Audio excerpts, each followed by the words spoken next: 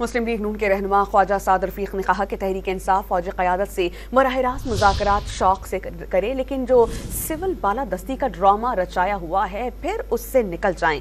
علی امین گنڈا پور سے اسلام آباد پر قبضے کا بیان واپس لینے کا مطالبہ کر دیا اور واضح کیا کہ اگر کوئی اسلام آباد میں قبضے کی کوشش کرے گا اور حکومت بھی کرے تو دونوں کام اکٹھے نہیں چل سکتے۔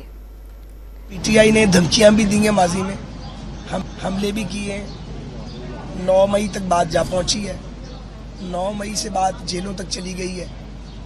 اب انہیں سمجھ آ جانی چاہیے، جمہوری سیاست میں آپ گھیراؤ جلاؤ اور دھمکیوں سے کام نہیں چلتا۔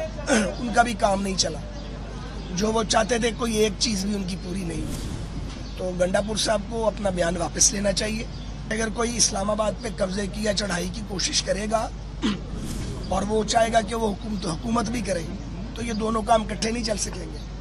کل پی ٹی آئی کے ایک لیڈر نے کہا ہے کہ وہ فوجی قیادت سے براہ راست مذاکرات کرنا چاہتے ہیں، شوق سے کریں، لیکن یہ جو سول سپریمیسی کا ڈرامہ رچایا ہوا ہے، آزادی غلامی غلامی آزادی، اس میں سے نکل جائیں آپ۔